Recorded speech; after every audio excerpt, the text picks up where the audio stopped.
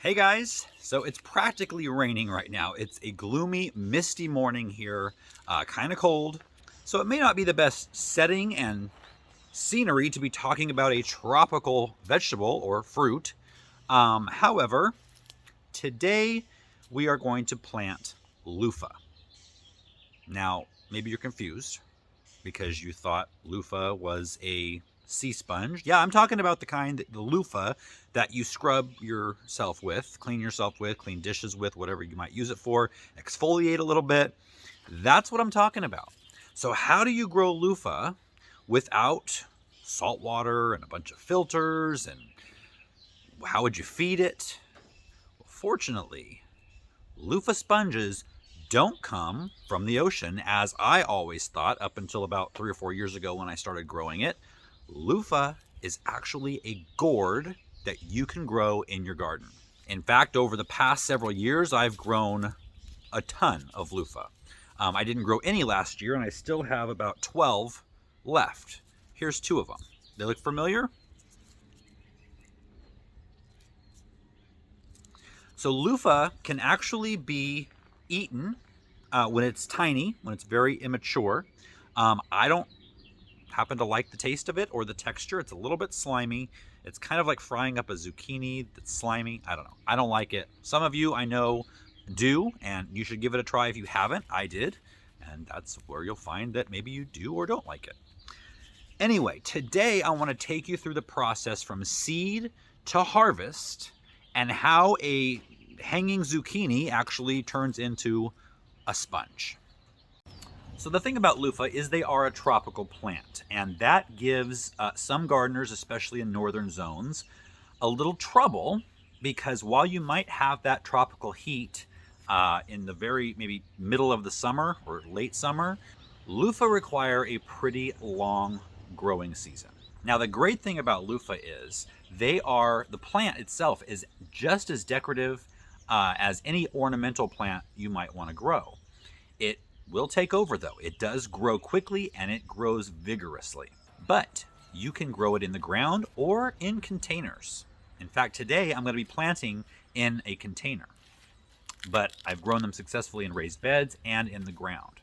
So they do need to be started in a northern climate. Like right now in a southern climate, you can probably get it started right in the garden as long as all danger of frost is past and the nights are in the at least upper 50s. If not, you're going to need to start them inside, under a grow light, and on a heat mat. They need heat to germinate because they're tropical.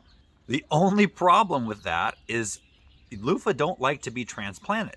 So how can you possibly grow it in a northern climate indoors and then move it outdoors? You've got to start it in something that will eliminate transplant shock. Now, in the past, I've always used net bags. I had a video that I did 2 years ago, I believe, and these net bags can be planted directly in the ground. There's no transplant shock whatsoever. The roots grow right through the bag.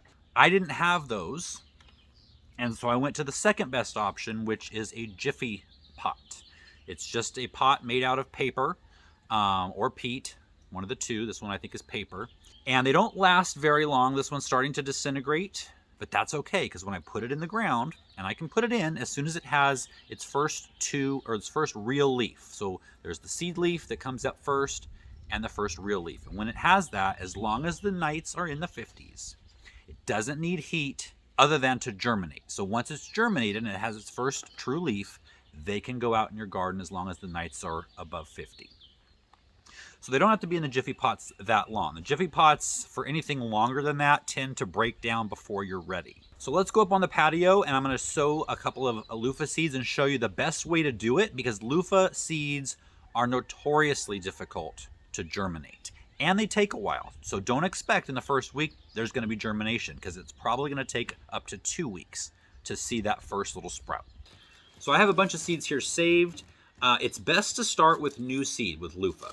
Typical seed, most seeds for lots of plants last for years. But with loofah, just because we want to speed up the process, it's best to start with new seed. So I didn't grow any last year, and it's really easy to save the seed from loofah because there's tons of them. But my sister-in-law Tammy did, so she sent me a bunch of seeds, way more than I need. Now I'm going to give you some tips because, like I said, it can take up to 2 weeks for these seeds to germinate. So I want to give you some tips to bring that time down if possible. The first tip is to soak your seeds overnight in a mixture of water and hydrogen peroxide. This is about a fourth of a cup to a half a cup, 50 milliliters. Oh, fourth of a cup of water with a few drops of hydrogen peroxide. And that's going to soften up that seed coat, and that'll allow that germination to happen quicker. So once you've got your seeds soaked, we're going to take whatever you're going to use, either this or peat, Jiffy peat pellets would work as well, or the net bags. And I've got links to all these things on my website under products I love. We're going to fill it up with potting soil, indoor potting soil, or seed starting mix. And then we're going to take 2 seeds because we want insurance in case one doesn't sprout. And there's a high likelihood of that with loofah. And what you want to do is, loofah are just like squash seeds. So they're flat when you look at them this way, and then round when you look at them this way. You want to try to plant them on edge. So like this. If you plant them like this, there's a chance for water to pool up on top of them and rot. So we want to plant them kind of vertical. So 2 seeds right in the middle. You're going to push them down about 1/4 of an inch and then cover them up with the potting soil. Water them well and put them in a humid environment. So if you can put this in a tray with a humidity dome, and then you want a seed mat, a heat mat. You can get those real cheap. They're about $13. I've had my seed mats for almost 15 years. Same ones I bought a long time ago. They were cheap. I've used them almost every year since then, and they're still going strong. If you can get one with a thermostat, I've got these all on my website, that's going to be best to have that heat set at 75 degrees. Now, you don't need to put the light on until they're getting ready to germinate. When they germinate, you want that light to be on so that as soon as they come out, they can hit that light and get some photosynthesis going. Now, of course, I use Viparspectra. They have great full spectrum LED grow lights that save you on energy, and they have a dimmer knob. I started at 50%, about 12 to 24 inches from the actual top of the pot, and I leave it on for 16 hours a day, off for 8. I run mine during the night because electricity, at least for me, is cheaper during the nighttime. In a couple of weeks, hopefully sooner, you're going to get a seedling that looks like this. And these are the seed leaves. Now, when they start to get their first true leaves, which you see right here, these look different. These look like baby versions of the adult plant. That's when you can start to fertilize them. And I would fertilize them half strength every couple of weeks with a good organic liquid fertilizer. I use Neptune's Harvest. But really, after a week or 2 of this stage, it's going to be at this stage, and they'll be ready to plant outdoors. Now, just a basic note on any type of seedling, including these, once they have germinated, turn off the seedling mat. We don't need that anymore. Take off the humidity dome if you had one, or plastic over it or something. You don't want that because that will promote disease. But when they are to this point, it's time to plant them outside. So let's go do that. All right, it's raining, so I'm going to make this segment quick. Like I mentioned before, loofah are vigorous, so they need a good sized container if you're going to grow them in a container. In the ground, no worries. So this is a 20-inch diameter container. If you had a 15-inch, that would probably still be fine. Getting smaller than that, you're going to restrict the size of the plant and therefore production. So all you have to do, they are heavy feeders, so I want to put in some fertilizer right at the beginning.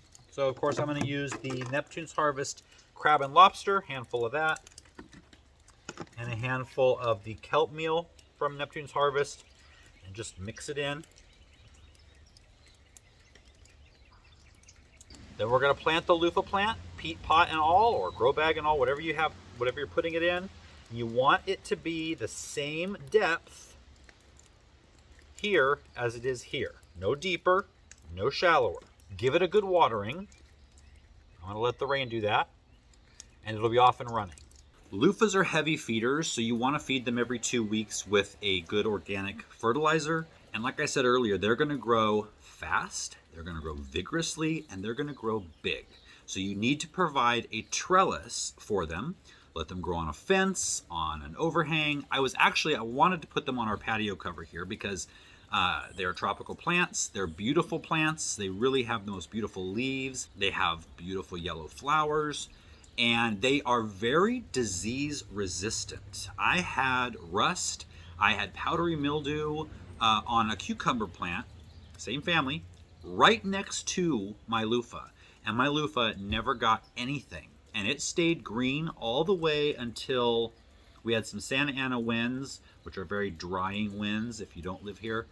And that kind of crisped them up. And that was like in October, November. So they stayed green and flowering all of spring, all of summer, and into the fall.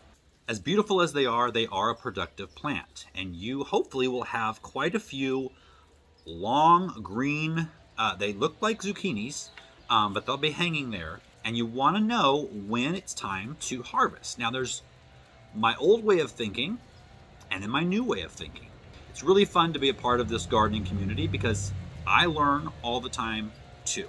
What I had said in previous videos is that you want them to be to the point of yellow, almost brown, before you pick and harvest them, because it is not going to have this fully developed fibrous network inside until they are at that stage. Well, my friend Paula proved me wrong. She is the head of my Facebook group, so if you remember that group, you probably already know Paula. She has a YouTube channel as well. I'm going to link it down below to a video that she did last year of her loofah harvest. And she doesn't have as long of a growing season as I have. So she couldn't afford the time to let them dry on the vine.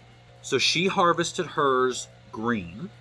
And I want you to go, I'm going to put a link to that video so you can look at it. If you have that issue and you don't have as long of a growing season, go to that video and see the couple things she did during the harvest to actually be able to get a loofah like this out of a green loofah gourd.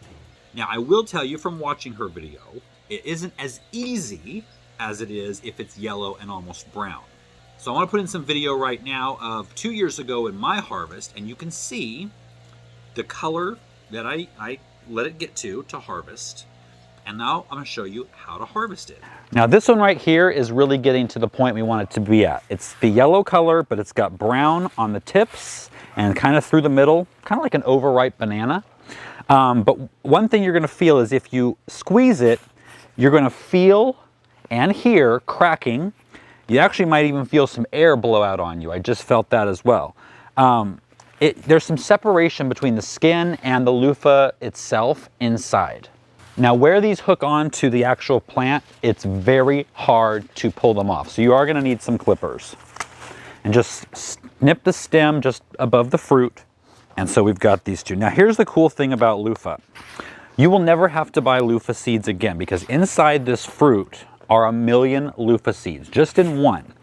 And they have a little thing down here where when it's naturally hanging, the bottom, as it dries, it pops off just like that, and all of the dried seeds spill out onto the ground. So unless you want 1 million loofah plants in one spot, pick this before that happens. Now, when it gets dry, that's when the seeds come loose from the inside. And you can see I've got a ton of loofahs that just come out like a pepper shaker. Okay, so let's peel this and see what we've got inside. So we can start, there's already a seed coming out. Right at the bottom, put your finger inside and just pull up, and you're gonna just kind of slide your finger along, make it like a zipper, and then you're just gonna take off its jacket. And look what we've got inside there. It's that easy. Now again, there are a bunch of seeds inside there. Not sure if you can see that or not. Now these seeds, a few of them will come out right now, but they're going to come out a lot better once it's dried. So once you have these peeled, just sit them out in the sun for a day or two until they're crispy. You know, they feel like a loofah sponge. And then you just have to bang on it, get all the seeds out, and then you can cut them into shapes. You can leave it like this, or you can cut them into smaller shapes, you know, if you want to use for dishes, or, you know, leave it like this to do your back. Now there's a couple ways to clean these. I don't even clean them. I just use, the first time I use them, I'll just kind of rinse them through with soap and hot water. You can do that right away after you harvest and let them dry. Or You can put them in a gallon of water with a couple drops of bleach. Let them sit in that. I think Paula did that on her video, so you can watch how she did that. For me, I just use soap and hot water just when I start to use them. You can also cut them up.